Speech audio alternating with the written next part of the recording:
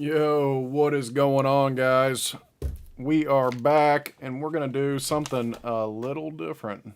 So, I saw today that Path of Exile came out with a new reveal for the third Edict, which is their next expansion. Update, not expansion. But it's going to be their 0.3 update. So I have not really had the ability. I watched a tiny bit of it, and then I figured, hey, let's go live with it and actually watch it and react live, because the damn thing's an hour long. So unfortunately, I have a job, which means I miss a lot of this shit, and so I can't see it while I'm at work most of the time. So sometimes, you know, I put it up in the corner, and you know, hopefully I don't have too many calls or meetings. Yeah. So this one I did not get to. So I am excited. I really absolutely loved Path of Exile. I've only beat Path of Exile 1 once. I played it a couple times, and then Path of Exile 2.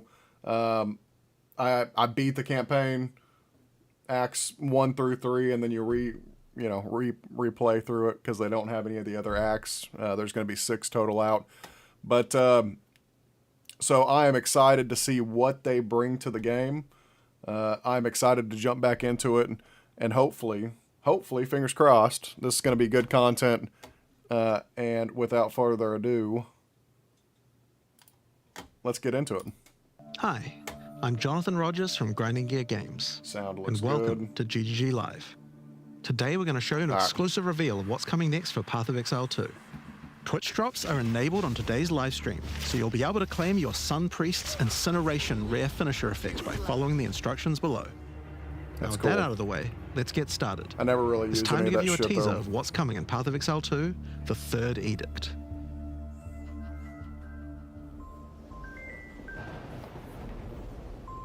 Oh, and give me 1 second, guys.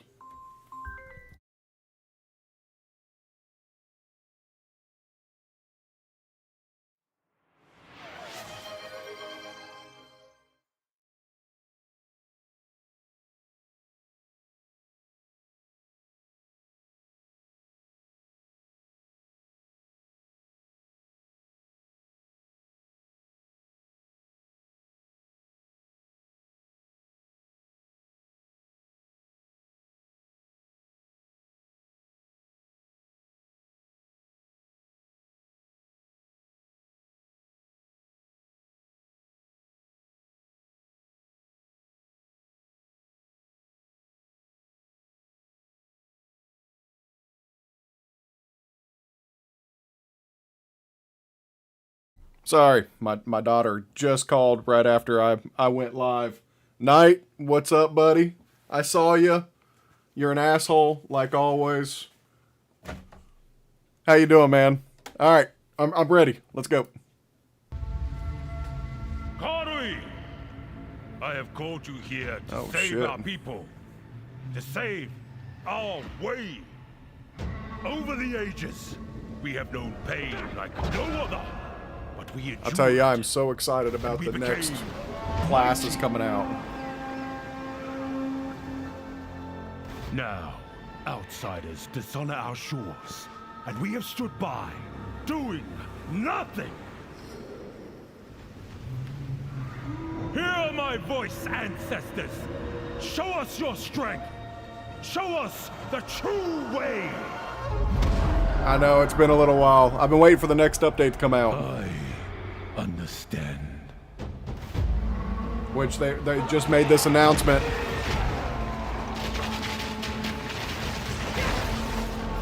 This area looks different. Oh shit. Did you see that? Octopus Man. Yeah, this is just the reveal trailer for the next content drop. Oh, we got a bird boy. Dude, this game looks phenomenal. I love the atmosphere.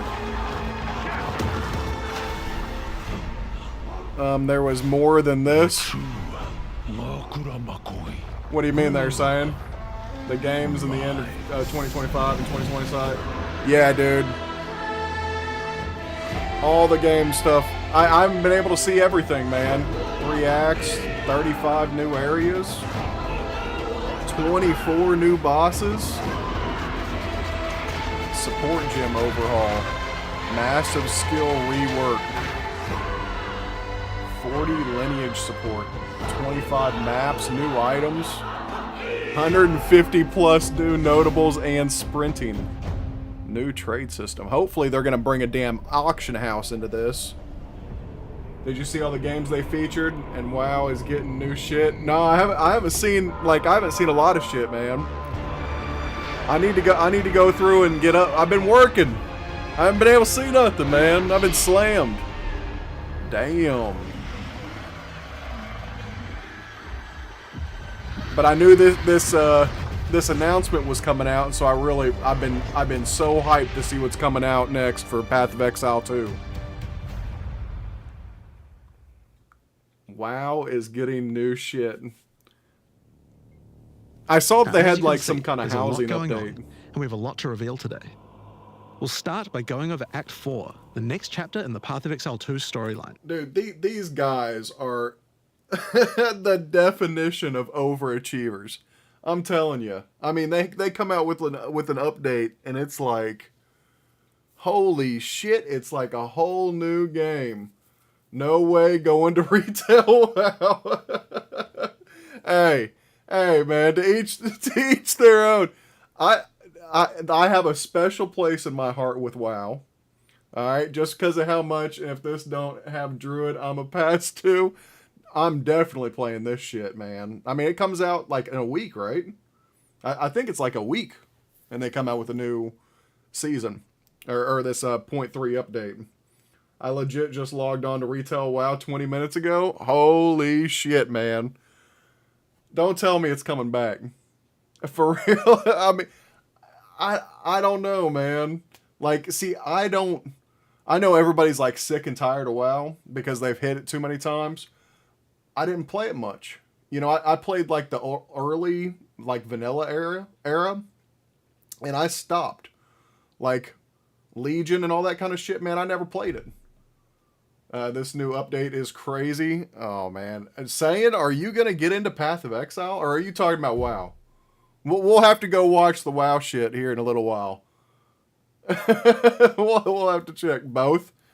Dude, they're going to have a free weekend on this. I'm excited. All right, let's watch. There's also 3 new interlude acts to get you to endgame, which means we're removing cruel difficulty too. After that, we'll be going through the massive changes to characters. So we don't have to replay. I'm super excited 1 to show through 3. you how I've overhauled the entire support gym system, added new skills, and yes, there are buffs. Class buffs. Next, we'll go over the Rise of the Abyssal, this season's exclusive league mechanic, and talk about the new rewards, crafting systems, areas, and bosses that it adds. 4 new bosses. After that, it's on to changes we're making to the endgame. Then it's time to talk about items, crafting, and oh yeah, trade. Halloween game coming out. Take my money. We'll then go over our new supporter packs and finish up with a live Q&A we'll have session to look at it. Ziggy D will ask Path of Exile 2's game directors, myself and Mark, your questions from Twitch chat. And after that, at 4 p.m. Pacific, hatch notes. I figured they was getting rid of Cruel. But they should give you some nice details to chew on. People are sick and tired of playing through Acts 1 through 3 all the time. We've got a lot to cover today. But first, another announcement. When the 3rd Edict launches on the 29th, we'll be having a free weekend for Path of Exile 2. That's right, Path of Exile 2 will be free for the first time without requiring an early access key. August the free weekend 29th. will end on September the 1st, so you'll have plenty of time to give the game a try. Dude, that weekend, it's going to blow up. Let's get started with Act 4. I would expect possibly having some server issues. The story continues from the end of Act 3. Doryani has agreed to help you find an ancient weapon that can be used against corruption. The instrument of the 3rd Yeah, Edict. Wampus, I'll check that out here soon. The weapon was broken in ages past, but he believes that the pieces may be found in the Karui Archipelago, the home of the Karui tribes. You will need to journey to Kingsmarch, hire a ship, and set sail. When you open the map, you can choose to sail anywhere you like. Act 4 is completely non-linear, and you can visit the islands in any order you choose. Ah, that's cool. Will you visit the pristine beaches of Whakapanu Island?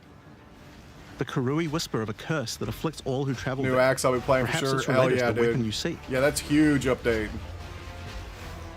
Or maybe hoping you'll they visit bring the in some new volcanic shores weapons. of the Isle of Kin.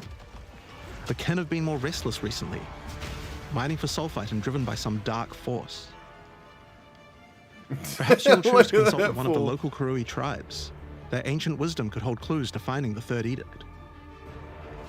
No matter where you choose to go, you will fight dangerous beasts, find fabulous treasures, Did that say artillery bow tier and battle 2? incredible bosses. A challenger! Oh shit, we're gonna be fighting Wukong. Your soul! Yama the White. There are 8 islands to discover, each teeming with its own flora and fauna. Act Yeah, 4 we'll contains have to over get you 100 in new here, monster types, saying. 16 new areas, 12 new bosses, and plenty of other interesting encounters. Holy There's shit, a we huge got some amount to show, titties. but we're not going to spoil too much here. We want to give you a chance to discover it all for yourself. What happens after Act 4? Well, until now you had to repeat the entire campaign again before you could face the endgame. That's what we were sick But of. after adding Act 4, the game is far too long to make you do that. We needed something else to do in between the end of Act 4 and the endgame. So what else could we do? Add 3 new mini-acts, of course, and we're calling them the Interludes.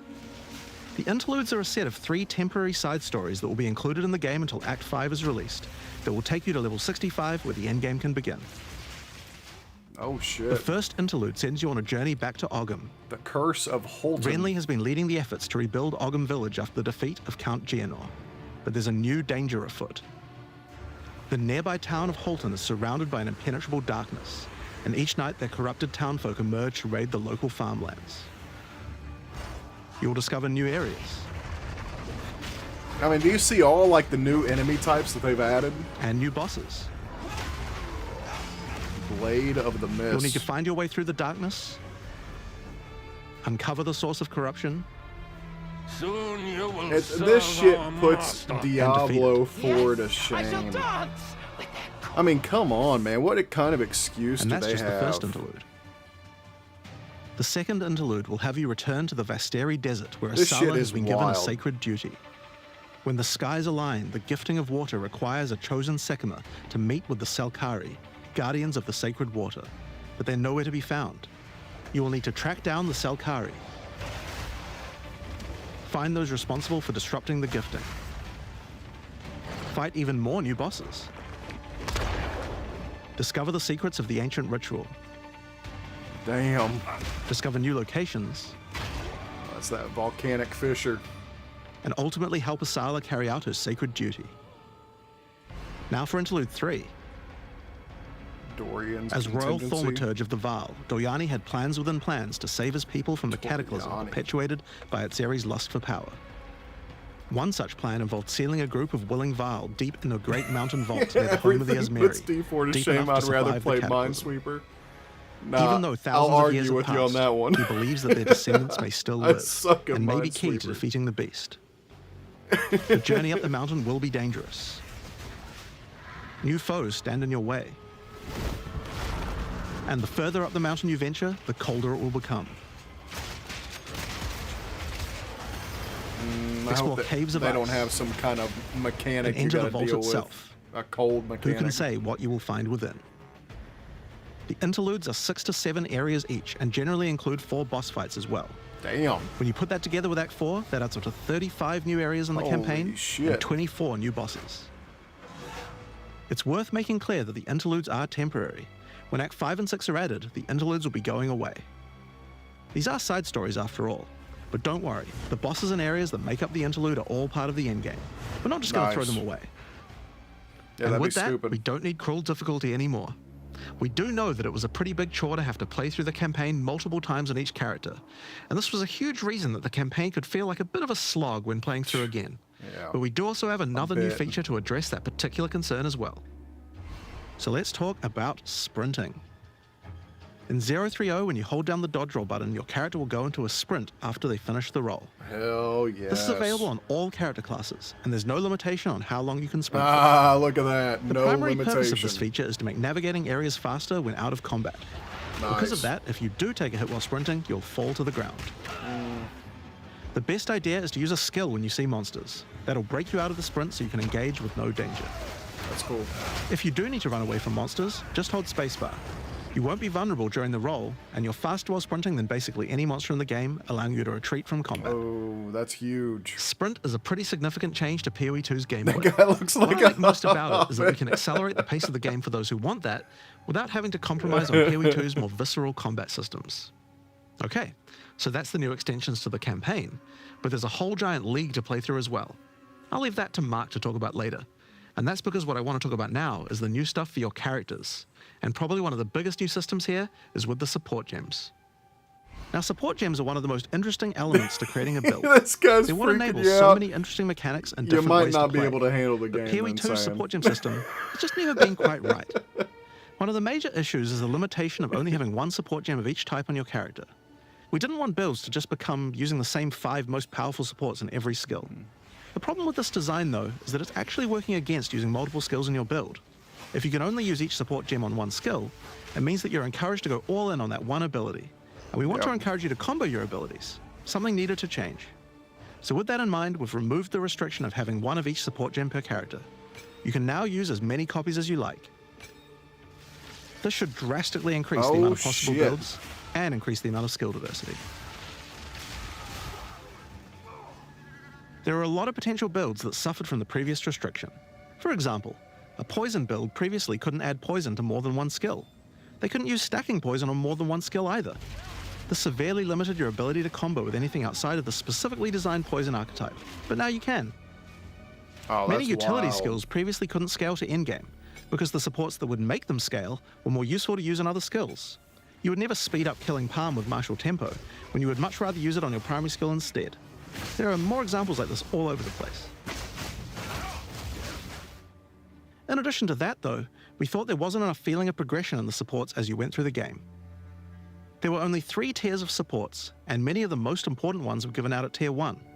Also, there were no strict upgrades, meaning that upgrading supports when you ran out of sockets required quite a lot of So thinking. now you'll have 5 tiers. In order to solve these issues, we now also have multiple levels of many supports as you go through the game.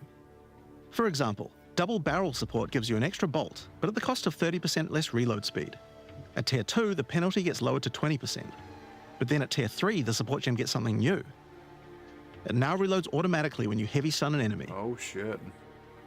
In some cases, the highest tiers might work a little differently, and you'll have to decide if you like the upgrade or not. They're going to have to depending go on your back to the drawing For board, example, rapid boys. casting. I mean, that's The wild. first couple of levels gives 15, then 20% increased cast speed. But then at Tier 3, it changes to a new approach. For each different spell you cast in the last 8 seconds, you get 10% increased cast speed, which could be a pretty big bonus if you use a lot of different spells. So that's pretty good for Not upgrades happy to they the made campaign. Omni But we a wanted to add a little Souls-like more game. spice to the endgame for supports too. And that's where our new system, I'm lineage curious. I supports, want to see comes how in. it plays. You can think of these like unique items, but for supports. There are supports that are only available at endgame, but they're much more powerful. Like Ratha's Assault. It's an upgraded version of Double Barrel that reloads your skill as you dodge roll, as well as increasing the number of bolts it can hold. But it does mean that it's the that's only way you wild. can reload the skill now. Oh, the Unlike only regular way to supports, reload. you can't find these through the uncut support gem. Just like unique items, many of these can be found from specific bosses. And there's a ton in the regular drop pool too. Some of them are fairly rare, Omnimusha for PS2. I played it back in the others fairly day, common. buddy. I barely remember it. Some of them are build defining. Others are just straight up power upgrades. All in all, there's around 40 lineage supports being added throughout the endgame. Good So there's a God. lot of power to find out there. Now, Dude, the that's new support gems are insane. certainly going to open up a lot of builds, but of course we have a huge range of improvements to individual character classes as well. As well as adding new skills, we had a big focus on buffing existing skills so that they can scale well into the endgame. There's a huge amount to cover here, so we're not going to discuss everything. We're just going to quick fire through some of the coolest changes. We wanted to make cold a more useful element on the Ranger, so we've expanded the cold tools available. As well as increasing its range, Escape Shot now creates fragments of ice whenever it hits the ground. Oh, These that's cool. fragments explode after a short time, making the skill better for killing groups of enemies. But not only that, we added an ice fragment support that creates more of them when killing frozen enemies. and a new buff skill called Ice-Tipped Arrows that allows all your arrows to create ice fragments. This already gives clear to rangers wanting to use ice, but to take further advantage of the ice fragments, Freezing Salvo has been upgraded to shoot additional cold arrows towards every fragment, giving you a nuke-like ability. I got a lot of classes I need to check out still. We've also modified Snipe to consume frozen from enemies, dealing a huge amount more damage, giving you a nice ice single target option. And something you might notice about this is that the bonus is a lot higher against bosses. This is actually a change you'll see throughout the entire game. Damn, did you see that damage? Boss, you should get a bigger reward for it. Dude, it just nuked it. Another theme you'll see throughout the game is making movement feel better.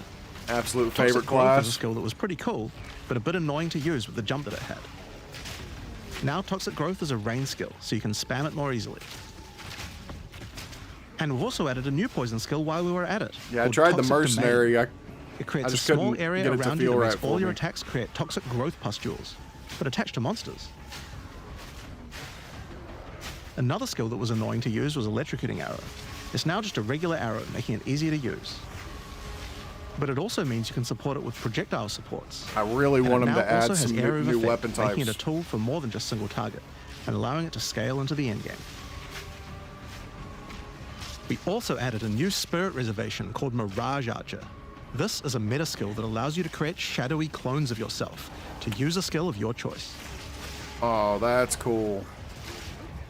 Of course, one of the other big problems the Ranger had was survivability. Evasion was the weakest of the 3 defenses, and we wanted to change that.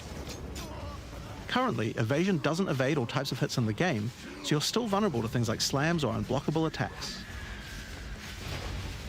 To make evasion characters more tanky, we're adding a new mechanic called Deflect.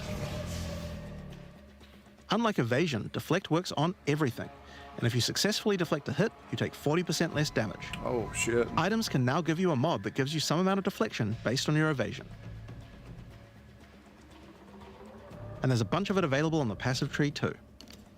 Deflection is rolled in addition to evasion, so this is an upgrade for regular hits too.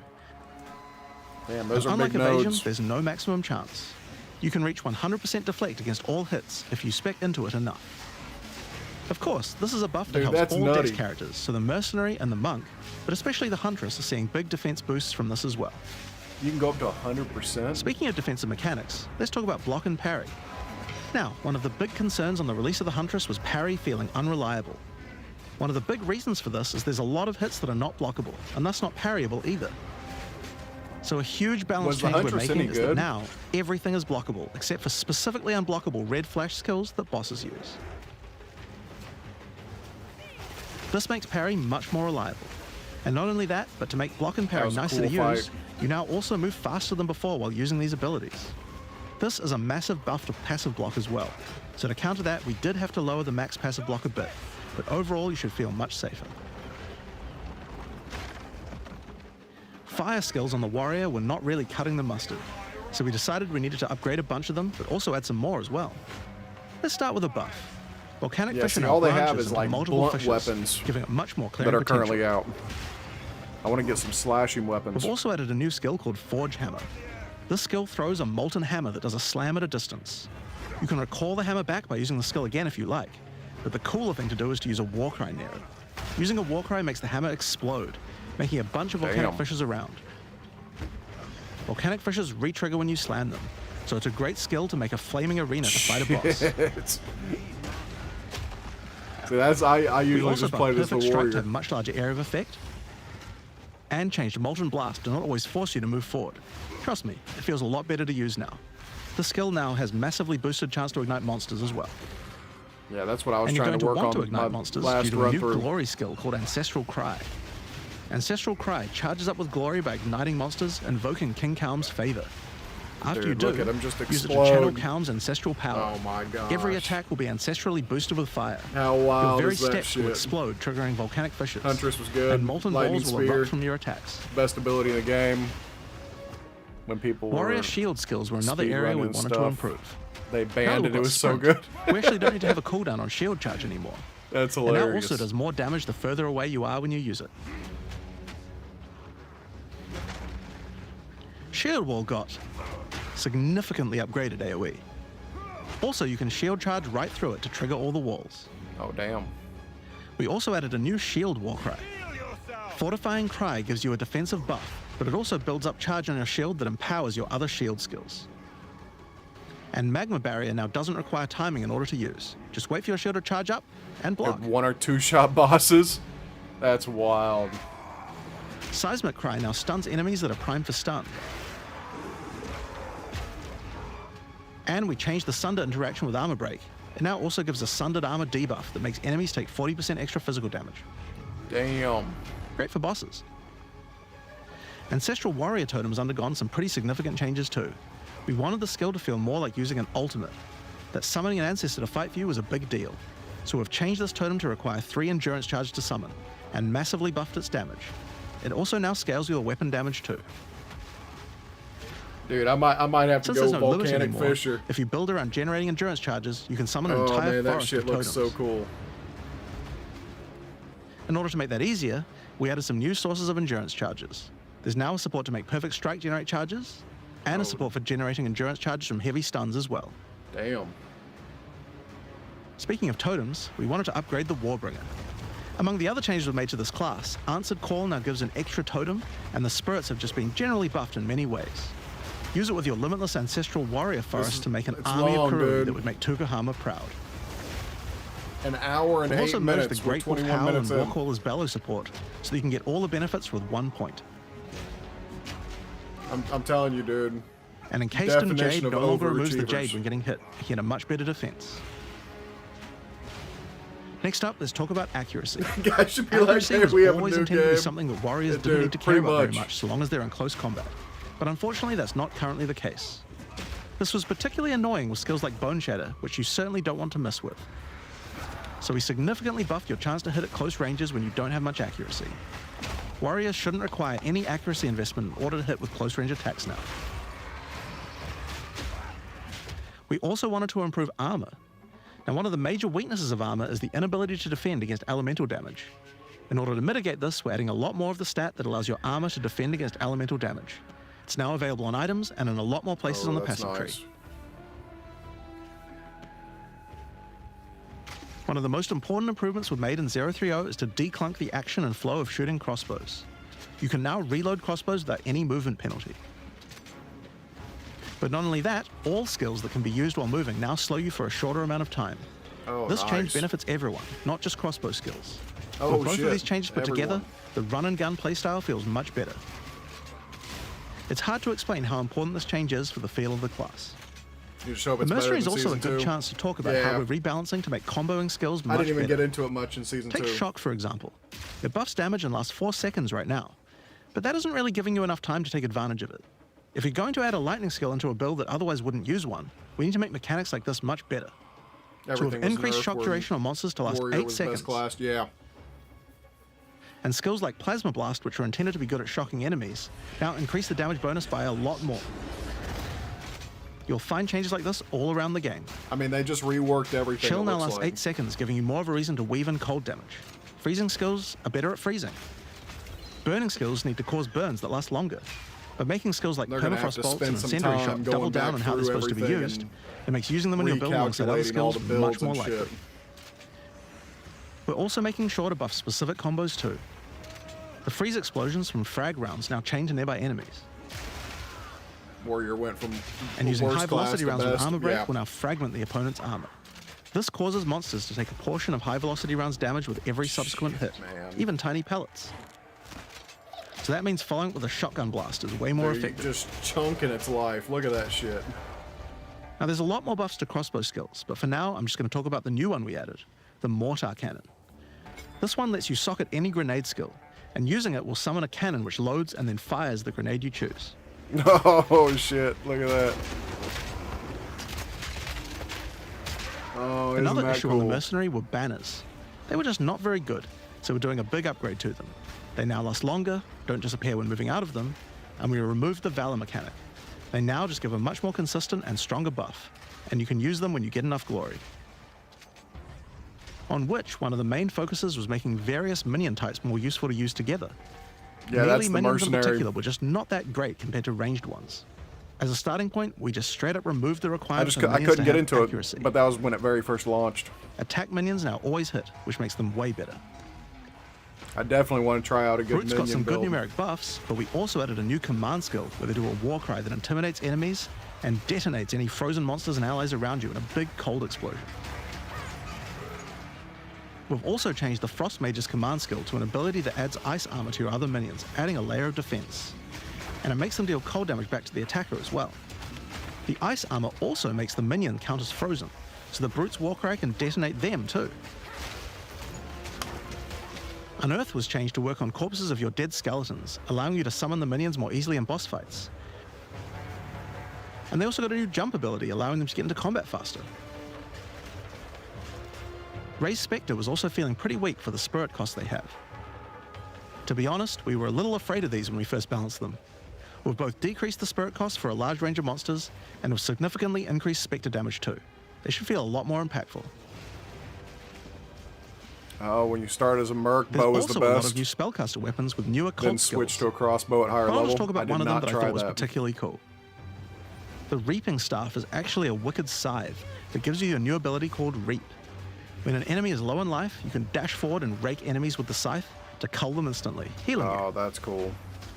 It can also inflict critical weakness on enemies too. Now, I don't there's a know, lot they of nerfed balance changes in minions the so Witches and bad Sensi last classes, season, but I'll just talk about two of them for Which now. was unplayable. On the Blood Mage, you were previously required to Yeah, but spend they're your first points looks on like they're pretty much Sangomancy, buff and everything which really again. was supposed to be the downside for being able to access the powerful abilities on the rest of the class. In order to make picking the Blood Mage a better early option, we've made Sangomancy free, unlocking the power of the rest of the class immediately. On the Infernalist, the Demon form wasn't something people were really using because you lost your weapon stats while transformed. Well, you no longer do, so it's a much better option now. Dude, that demon form is so sick. On the Monk, the wind skills needed a big upgrade for sure. Like a ranger, till higher. Staggering Palm can now stack up its duration if you use the skill multiple times in a row, so you can keep the effect of all your skills throwing up wind much more easily. Wind Blast had the purpose of building up to dazing an enemy, but dazing just wasn't worth all that effort. Now it just dazes on hit, meaning a single Wind Blast will make all your skills stun enemies more easily. Following up with Vaulting Impact on a dazed enemy previously did a bunch of stun. Now it allows you to break your enemy's stance. When their stance is broken, following up with a fast attack will do seeing way this more dude damage. play like this with a staff just makes me A cool think of build that Black certain Myth. people always enjoyed in POE 1 was hand-to-hand combat, but until now we just didn't have a real way to make it viable. Well, that changes now. The Monk, as a true martial artist, now has the ability to palm learn the technique. Hollow Palm technique, a keystone that lets you use all quarterstaff skills while unarmed. Demon form was All broken. quarterstaff If you used attacks the now have a skill, would special drop unarmed a version, Demon form. and you Oh, get further shit. bonuses to all your attacks from stacking Energy Shield and Evasion on your character. Yeah, it looks like they fixed that for sure. A new keystone we also added to the Monk section of the tree is Walker of the Wilds. This changes Mana Leech Damn, to work this with monk elemental looks damage crazy. instead of physical, which is pretty useful for all those elemental attacks the Monk has, but it works well for the Ranger too. Now, one of the least used Ascendancy classes in the game is the Acolyte of Chayula, so we knew we needed to make some changes here.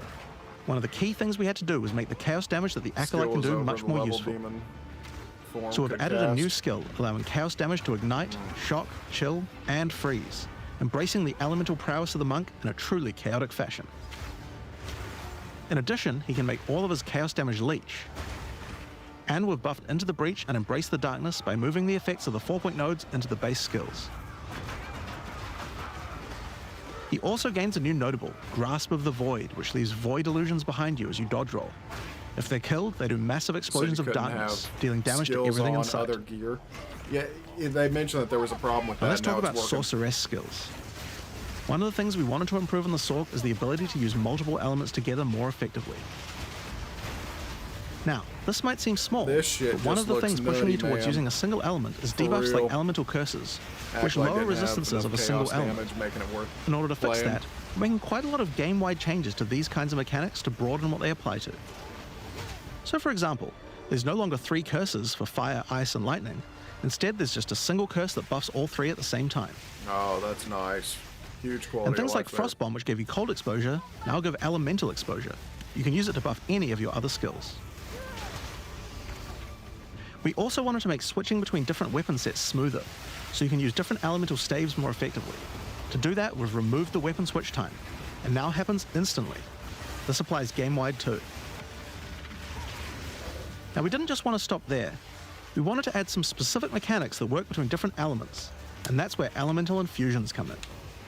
Certain skills can now drop elemental infusions. Late again, for example, when a playing with my frostball new explodes, it leaves behind stream a cold toy. infusion on the ground. Hey, I'll have to go check that out after I After get picking wrapped it up, up. you can spend it on one of any number of different skills to transform how they work. Spark will create a Appreciate you nova of dropping in there, cold-infused Wampus. projectiles. Ice Nova will leave a chilled area on the ground. And we also added a new low-level skill that fires ice shards. Use it with cold infusion though, and the ice shards will explode. Orb of Storms now generates lightning infusions when you cast enough spells near it. And that's all spells, by the way, not just lightning. Once you have one, you could cast a lightning flame wall, which adds both fire and lightning damage to all the projectiles that pass through it. Shit. Or power up Ember Fusillade with lightning, which will generate arcs to nearby enemies as each fireball hits. Oh, that's badass. Or maybe go lightning on lightning with arc. This skill is now a projectile, and by infusing it, you can go full Palpatine. Full Palpatine. Get fire infusions by blowing up monsters with Living Bomb. Then use them with Comet to summon a giant fire meteor from the sky. Or use it with Firestorm, which transforms it from a small area into a much bigger one. Firestorm is unique in that it can be infused by multiple different elements at the same time. Add an ice infusion to rain down ice at the same time as the fire. And add lightning to add deadly strikes from the heavens into the mix. Or use it with all three to generate a storm that is truly apocalyptic. Damn, look at that shit. Cold Snap has been simply turned into Snap. Previously, you could use it to shatter ice, but I'm gonna now have it to works figure to out what detonate the hell all I'm gonna different play elemental now. ailments and make some leave behind infusions. And just All like of how you these could previously classes use it on look so Frostbolt, damn good. you can now also use it on Orb of Storms and Solar Orb to detonate those as well, which means you can create many infusions at once. We also have a Spirit Reservation skill and a support gem to help generate them too. On the passive tree, we've added quite a few new keystones to the Sorceress section. Here are a couple of examples. The Black Flame Covenant keystone converts your fire spells to chaos and causes your ignites to deal chaos damage. Your fire spells and ignites will also turn purple. The Ritual Cadence keystone causes your invocation skills to trigger more times, but makes them trigger periodically over a longer duration instead of one. Great for those auto-bomber builds. Now, in addition to skill changes, we've added a lot more options for the passive tree for each class. Overall, there are more than 100 new notables on the tree, usually around 20 per class, along with Good smaller clusters God. as well. Check out the old version. And here's the new version. It's a lot more dense, and there's more interesting Oh nodes than man, before. just what we needed, huh? Now, we probably can't go through too many of these in the live stream, so I'll Really? just show you one from each class's area of the tree. Oh my god. We tried to be a lot more thematic with the new nodes. So How for example, crazy. the Molten One's Gift. It lets the benefit of Armor Break apply to your fire damage. Or how about Last Stand, which gives you lots of stats as your situation becomes more and more desperate. Oh, that's good, nice. A lot of these have themes aligning with ascendancy classes. Like for the Gemling Legionnaire, for example. You have crystallized immunities, which makes you immune to different status ailments, depending on which support gem color you have socketed the most. Another ascendancy class aligned notable is Sanguimatic Rituals. It allows arcane surges to generate life instead of mana, unlocking that support gem to be used with the Blood Mage Ascendancy. In the Sork area, you'll find these Archon nodes that allow you to convert all of your elemental damage to a specific element. You become a Lightning Archon when you spend enough mana, after which all your skills will be converted to lightning, and you will do extra lightning damage as well. Oh my god. We have ones for cold That and looks fire so too, with different good. triggers. Here's another cool one. Elemental Practitioner gives crit bonuses if you've triggered a skill recently, while also making crits generate more energy for triggers. Damn. Or maybe you'd like the Great Boar. It gives you a reason to stack dexterity to make you tougher, giving a bonus to life and stun threshold. Or the Cunning Fox. It straight up gives you 5% quality to all Wow. your gems. Now, another major change is attribute requirements. We felt like players probably had a few too many nodes and attributes and not enough in interesting passives. So we lowered attribute requirements by 25% across the board. Oh, that's awesome. That means you'll have more points to spend on interesting notables rather than just needing to allocate more strength, dex, and int. Yeah, that was a pain in the ass. Now, there are way more changes than just these. These are just some of the cooler ones we wanted to show off, but I'd say that's just about enough for now. We're not even half done yet. So I think it's time that we talk about the League, the rise of the Abyssal. And to do that, I'd like to hand things over to Mark. I'm excited to hear this. As you just saw, even though there are major changes to the campaign for this update, we want to make sure that every time you come back for an expansion, each area feels different with something extra going on. It is really important to make sure your experience when returning between expansions is fresh and filled with new content. And the way we did this was through leagues. Every expansion we make has a league, which not only has a fresh economy, but also has new content exclusively available in that league. Abysses.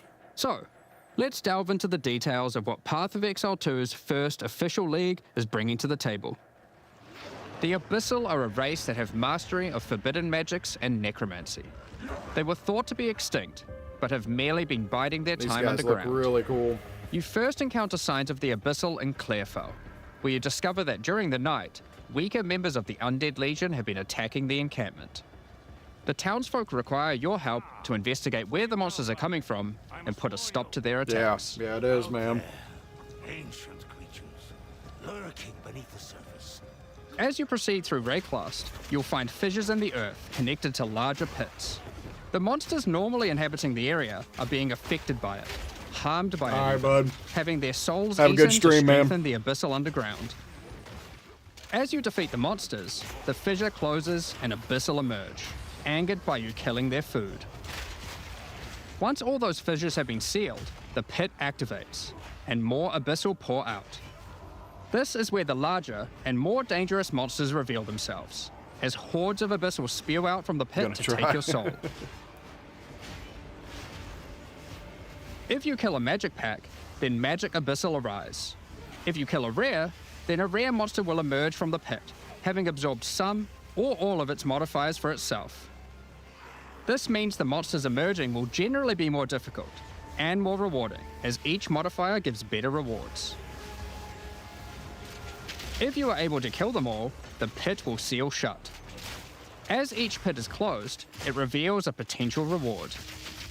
Abyssal troves will rise up out of the pits, allowing you to get some epic loot. Areas often contain many pits, with many fissures, and the amount goes up as you progress through the game, getting more intense. Damn. Yeah, that looks like it can get It real doesn't crazy stop real there. fast. When monster mods are absorbed, they have a chance to become infused with the dark necromancy, transforming them into abyssal modifiers.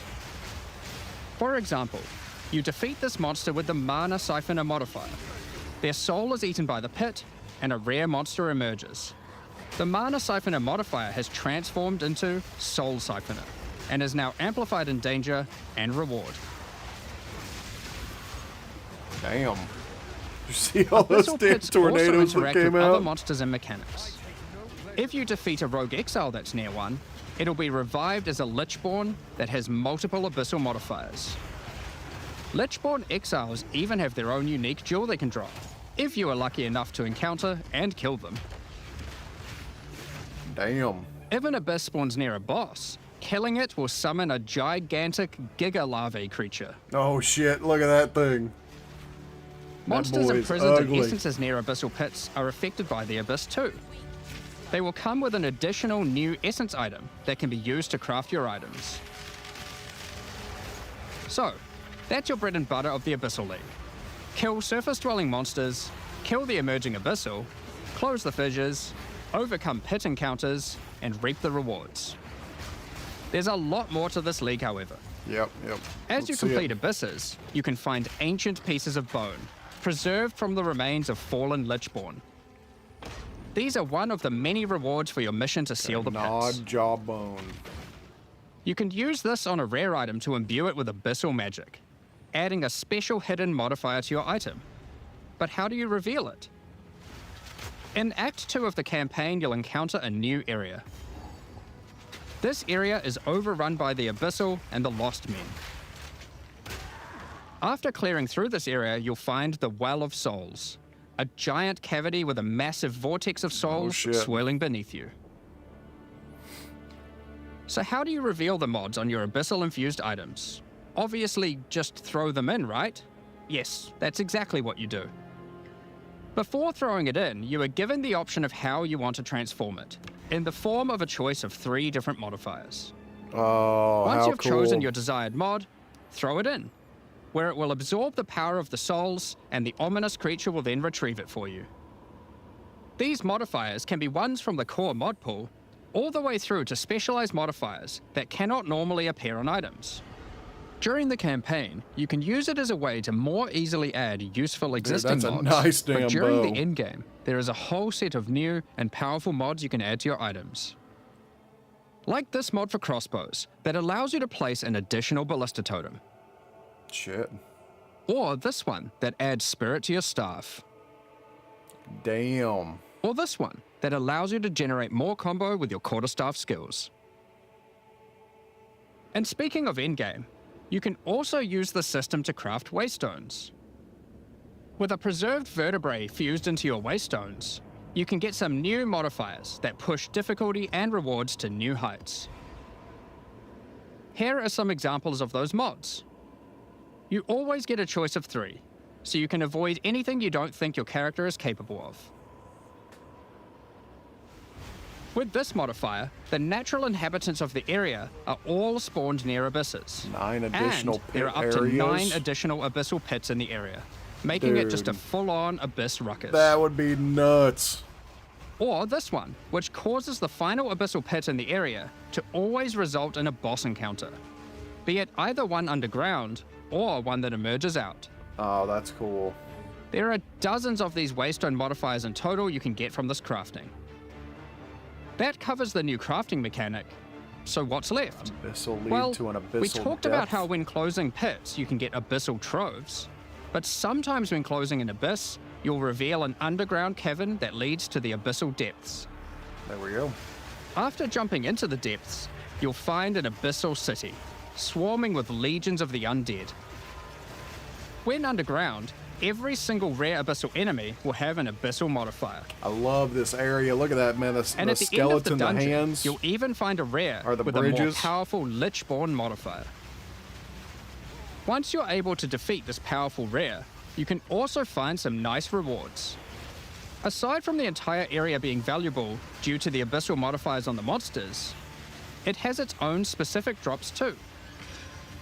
One example is a set of lineage supports that can rarely be found in these depths, like Kurgle's Leash. This support empowers both you and your minions when you command them, granting unholy might to you both. Another depth-specific outcome is a set of omen-like items that amplify your abyssal crafting. Oh, reroll. Shit. Additionally, we're adding some new socketables that can drop from the abyssal depths. Take Ullaman's Gaze, which can be socketed into your armor. These are a bit special in that you can only have one equipped at a time, but give some pretty powerful effects. Think of them as almost a unique socketable for your equipment. In the endgame, where you can still find depths, you also start to find a different type of underground chamber. In these areas, you'll find an ancient spire, a device being used by commanders of the abyssal factions to plunge Rayclast into a lightless void. Your goal is simple: kill this commander and destroy the spire. Dude, he's got There some are life 4 on him. bosses in the Abyss League, and there are some pretty cool uniques available from them. An example is this belt, Darkness Enthroned. It has 2 sockets. But hold on, socketables don't work on belts. Well, this belt has a special mod that allows it to count as a different slot for the purpose of socketables. This one, for example, counts as a helmet. I kind of want one that counts as a body armor. I wonder how rare that one is. You can also find this unique jewel, Undying Hate. This jewel transforms part of your passive skill tree into an abyssal version, and has multiple depths. The deeper it goes, the more of your passive tree is affected, allowing you to fulfill your fantasy of becoming part Abyssal Lich.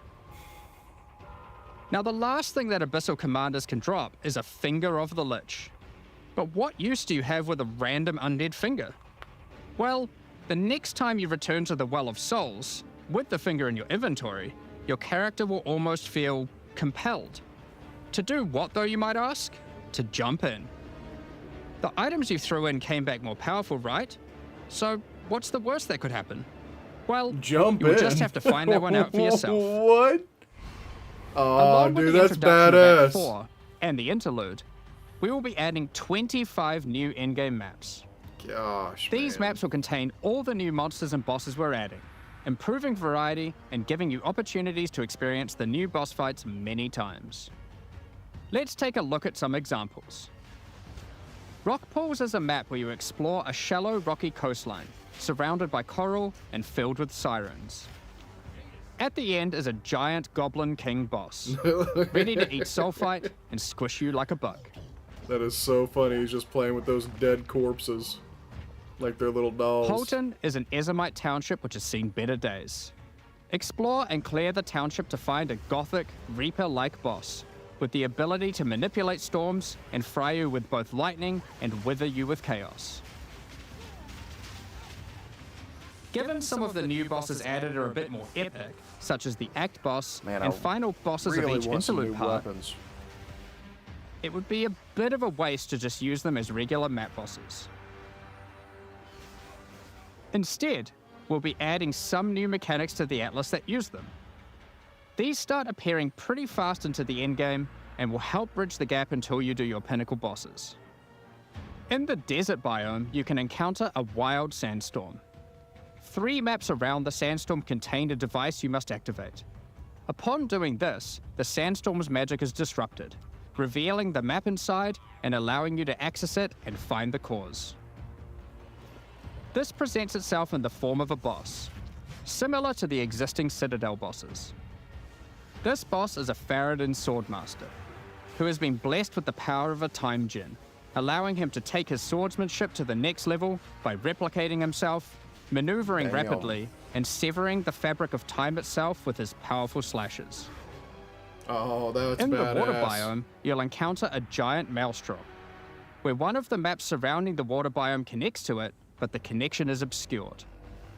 You must run the maps nearby, hoping to find a beacon, which will remove the maelstrom and I reveal love how the they're connection actually to giving that you map. some reasons to like go clear out a whole Another bunch of example different is this maps. Vaal vault in the mountain biome. But how do we get inside? Running the adjacent maps to it will yield a key, which you can then use to gain access to this vault. Or, you could just trade for one, I guess. Use the key to dispel the powerful force field surrounding it, leading to the Vaal Elite and their rewards inside. These all contain Uber versions of the Act 4 boss, and the bosses at the end of each part of the interlude. And each have their own exclusive drop pool of new lineage supports, which, as Jonathan spoke about earlier, are powerful support gems that modify your skills in pretty crazy ways. As an example of a lineage support which can come from the Faradin Swordmaster mentioned earlier, we have Garukan's Resolve, which causes your critical strikes to fork, but requires some mobility on your part to properly enable. From the boss sealed in the Vaal Vault, we have Paquate's Pact, which supports your war cries, causing them to inflict massive amounts of corrupted blood at the cost of your own life. Additionally, some maps can now spawn summoning circles, a room resembling an Ezomite henge. Activating this henge will spawn bosses. It's as simple as that. We'll also be making changes to how affixes on waystones work, as the current prefixes equals good, suffixes equals bad iteration isn't quite hitting the mark. We tried something new here in Path of Exile 2, but after seeing the feedback we decided we actually liked what we had in Path of Exile 1 more. Like Path of Exile 1, each affix will now be both difficult and rewarding. Waystone mods now grant an increase to the number of waystones dropped, and an additional specific upside attached to it. This means as you roll your map, they will continue to get more difficult and more rewarding, and allow you to customize the difficulty and rewards of your maps better. Dude, that's For example, badass. the Frostbitten mod, which causes enemies to deal cold damage, also increases the rarity of items dropped as its upside. Whereas the Of Venom suffix modifier, which causes enemies to poison on hit, has the upside of granting increased pack size. Some maps will end up having a lot of rarity, some a lot of pack size, and others will just have a mixture of everything. Due to now having more modifiers granting difficulty, we will of course be reducing the difficulty per modifier to account for this. That's cool. So, that's your Atlas, maps, and waystones, but what about Breach, Ritual, Pinnacle content, and others of the sort? We're making some changes around this too. The first change is that you'll now be able to invest 2 points into your specific League Atlas trees before having to run the Pinnacle content. There will be a specific objective for each type of content which grants you those I haven't done points. any of the Pinnacle content yet. For example, in the case of Delirium, it's simple. You just need to find and kill one of the bosses in a map, Omniphobia or Kosis. The rest of the points for each content come from the Pinnacle content, but we're making some changes to accessibility here too. Currently, access to most Pinnacle content requires the same key at the easiest and most difficult version of the content. This creates a negative feeling where at lower difficulties, instead of wanting to run the content, you're often better off just selling it to someone who can run it at maximum difficulty. To address this, each content will now drop splinters, which will not form into singular items. Instead of using the singular combined item in the realm gate, you can now just bring your splinters. Upon inserting the splinters into the realm gate, an interface will appear, allowing you to pick your difficulty, and you'll notice each difficulty has a different entry cost. Oh, that's cool. This means if you want to run easier difficulties, it costs less, which also allows you to run this content much sooner into the endgame. Because these encounters now just require splinters, their corresponding Atlas tree no longer affects the difficulty of them, and has been changed to purely affect the content and maps on the Atlas. The Arbiter of Ash works a bit differently. Instead of requiring splinters, he still needs crisis fragments. We now have only 2 difficulties of the Arbiter. The first, requiring the existing fragments obtained from citadels. The second, Uber Arbiter, requires calamity fragments. These come from citadel bosses also, but only once you've allocated the maximum number of points in your boss Atlas tree, ensuring those citadels are at their highest difficulty level. Since we're talking about Pinnacle content, we also felt that the leveling curve in the late game was a bit too steep. We've smoothed this out a bit so that it's easier to get to the mid-90s. We've also added some new in-game unique items. Let's take a look at a couple. Thunderfist is a pair of gloves that grants Crackling Palm, a skill which empowers your unarmed attacks, granting the ability to call down the storms themselves on enemies you hit. Put simply, literally every monster you hit with your unarmed skills will be struck by powerful lightning. Oh, that's Pair this wild. with the aforementioned Hollow Palm technique to embrace your true unarmed prowess in combat. Another unique we're adding is Henekura's Sight. Equip this amulet to be granted the power of the Mother of Death herself. This is reflected by granting you a skill called Foresight. Future While you have past. Foresight, your dodge roll no longer avoids hits. But instead, being hit while dodge rolling restores you to full life and makes you unable to die for a brief period of time. Whoa. You'll notice when this does occur, a copy of your character appears and takes the full damage. This is That's you seeing that crazy. future, as if you hadn't been wearing the amulet. Ultimately, your in-game experience should be more streamlined. With new content to find, you'll be able to invest in your Atlas trees sooner, engage with Pinnacle content faster, have less FOMO running said Pinnacle content, reach higher levels easier, and do all of that while finding many new chase endgame items. Talking about finding items is one thing, but what about crafting them?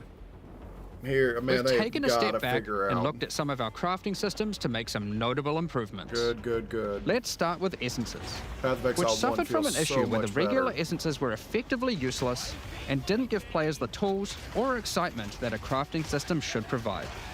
To alleviate these concerns, essences are being changed in a few ways. Firstly, they're being changed to function like regals and add specific modifiers with specific values, meaning you know exactly what you're going to get. That's cool. We found that players were often bottlenecked by regal orbs when crafting in the campaign, so this helps to fill that gap, allowing you to better upgrade your items. Nice. For example, This lesser essence of flames, which will be able to add a flat amount of fire damage to your magic martial weapons. Secondly, we're adding many more tiers. That lesser essence of flames, for example, has a regular variant and a greater variant too, adding even more fire damage with each upgrade. The intention of this is so that when you find one early on, you don't worry about holding on to it till later to use on a higher level item.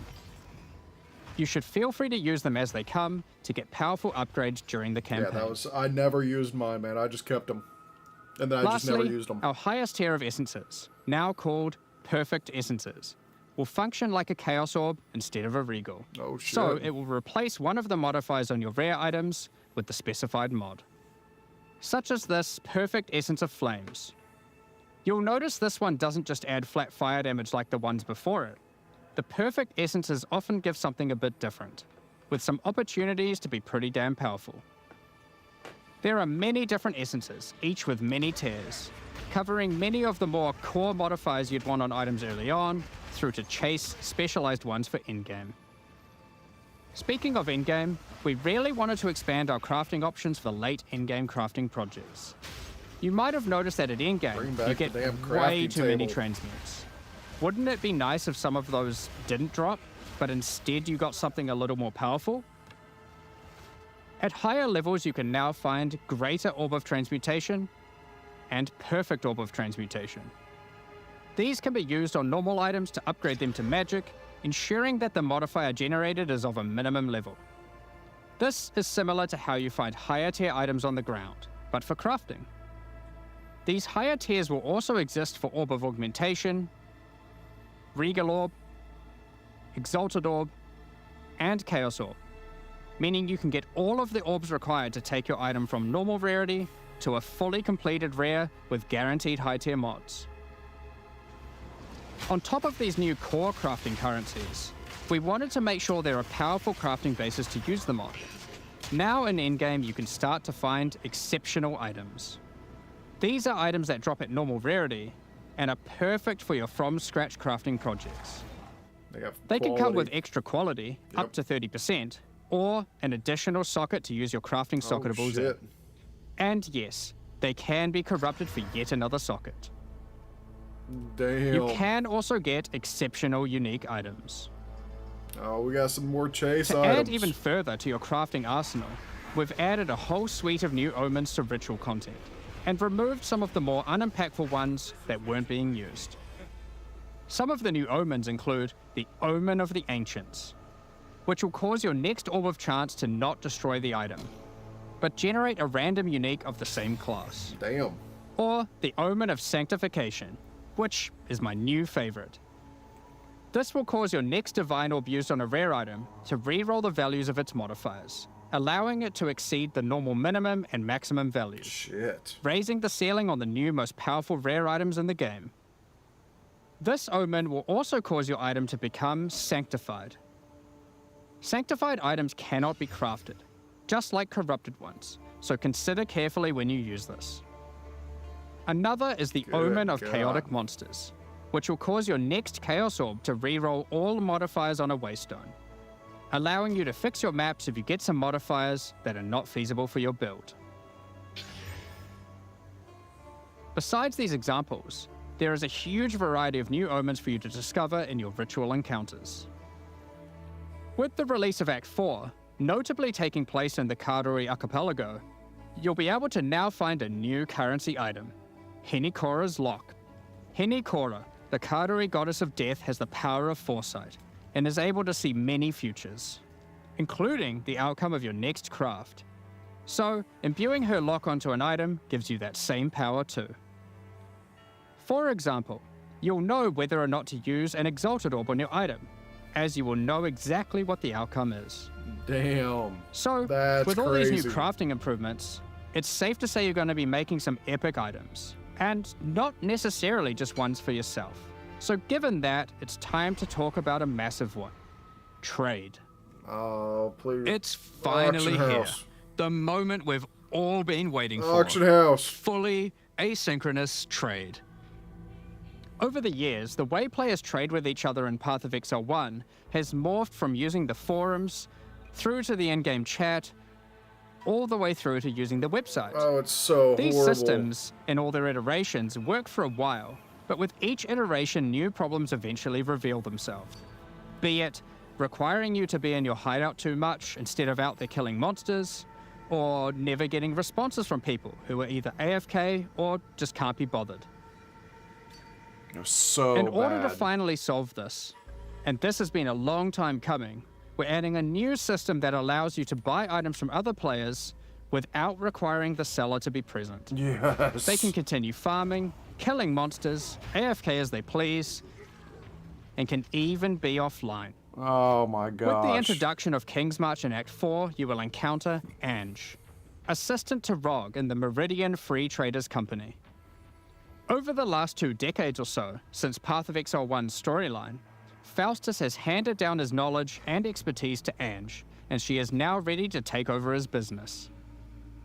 If you have a hideout unlocked already, you can immediately invite her there. If you don't have a hideout yet, you will need to acquire one. You can do this by completing a quest to defeat one of the bosses inhabiting an island in Act 4, allowing you then to take a slice of it for yourself, making it your new home and base of operations. Once invited to your hideout, she will now serve as operating your currency exchange, but also serve as the figurehead in your new trading empire. So, how does this new system work? In the existing trade system, you would list items for sale in premium stash tabs. And then when someone wanted one, you'd have to take it out for yourself and trade it to them. Now, instead of using those, you can give your items to Ange so she can sell them for you. Oh my Each item must gosh. have a price set. That is so The massive. prices are set using in-game currency items, such as Exalted Orbs or Chaos Orbs. Once a price is set, other players will be able to find the item by searching for it on the trade website. Once a desired item has been found, you can hit a button, which will instantly teleport your character in-game to their hideout. Then, you can immediately purchase the item. And while there, if you want, browse their other goods, in case Hell there's a good yes. deal someone else hasn't yet discovered. You'll notice that as a buyer, on top of the currency the seller set for the price, it also costs gold to purchase an item, as Ange has bills to pay after all.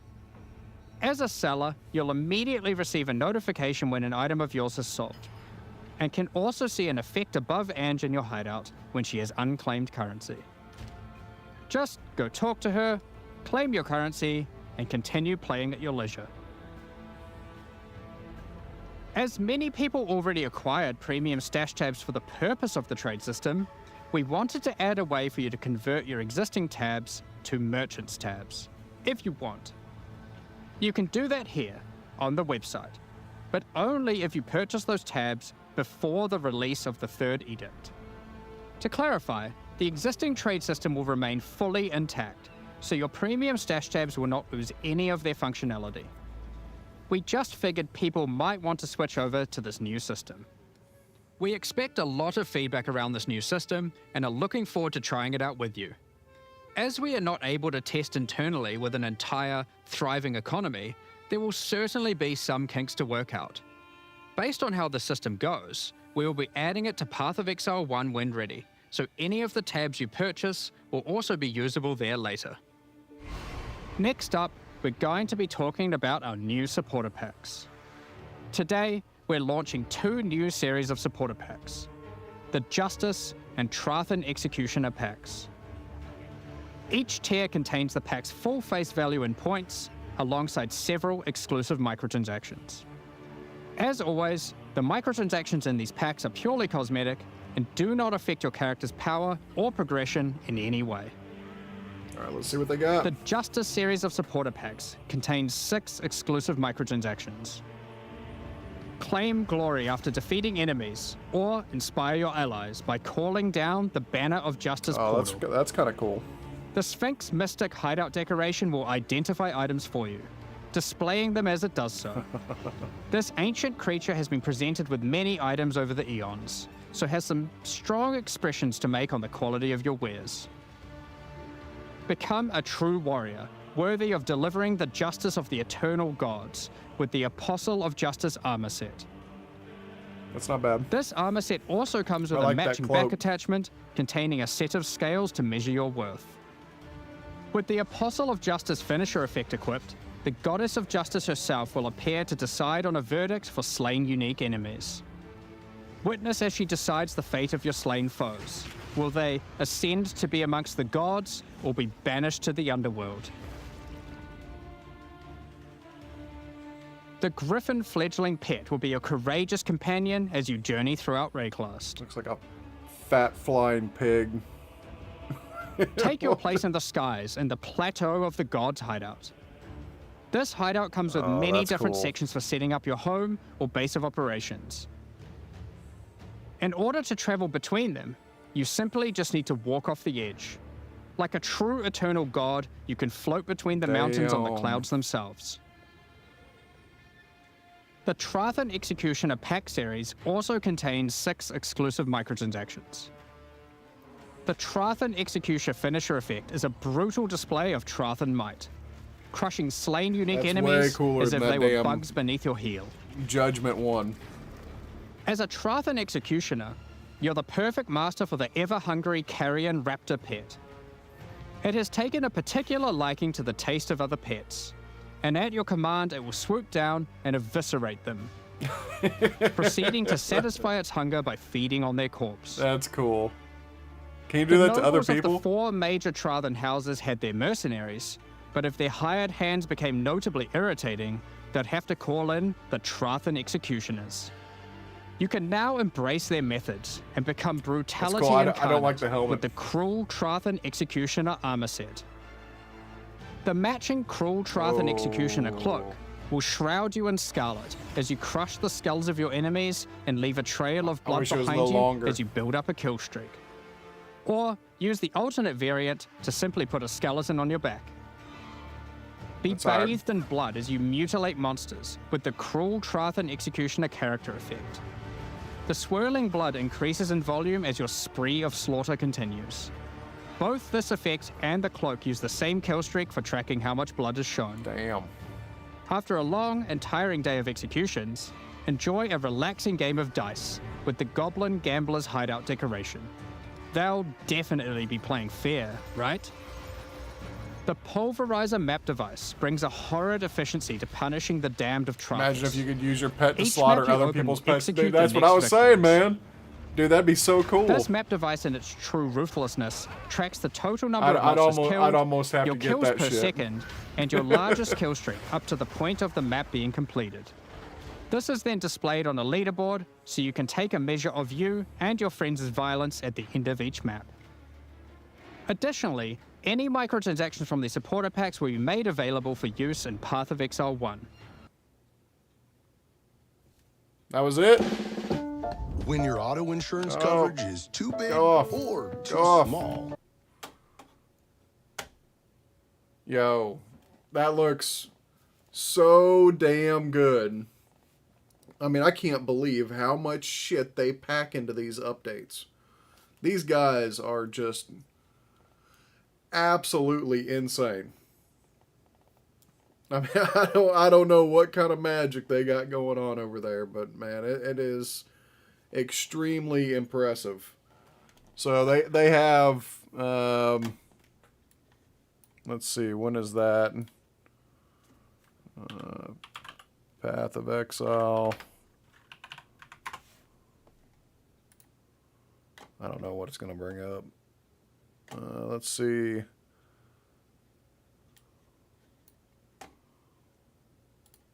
So it comes out 8 days, 18 hours, 11 minutes. They got a damn countdown clock. I am hyped. That's going to be so good. Which means that's how much time I have to finish Black Myth Wukong. So I am absolutely 100% jumping into that shit when it drops. I am pretty disappointed that they didn't drop any new classes and or weapons. So I really want to get, man, I want to get a big ass axe, swords. I mean, they don't have any slashing weapons. The only thing that they currently have is blunt weapons. So, you know, hopefully they can soon add in some new damn weapons and stuff. But I mean, did you see how much shit they've added to the tree and everything? I mean, it's wild, completely wild. So, all right, well, that's it. Short and sweet, man. An hour-long update.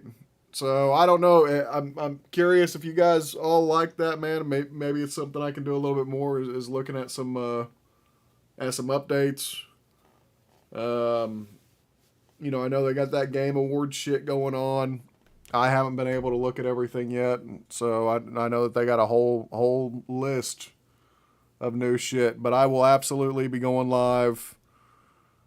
So guys, feel free to drop a follow or a like, and we will check it out, and we'll see how good it is. I'll tell you, the biggest update and that whole patch is the auction house. It's not like a true in-game auction house. You still got to go to the website and look up stuff, but I'm telling you, that solves such a massive issue of trying to contact people, get them to answer you. Is it actually going to happen? Not, I don't know. So I'm curious to see how that works, and we'll figure it out. But all right, guys, I'm calling it a night. I got work early in the morning. Appreciate it, and I will talk with you all later on. See you guys.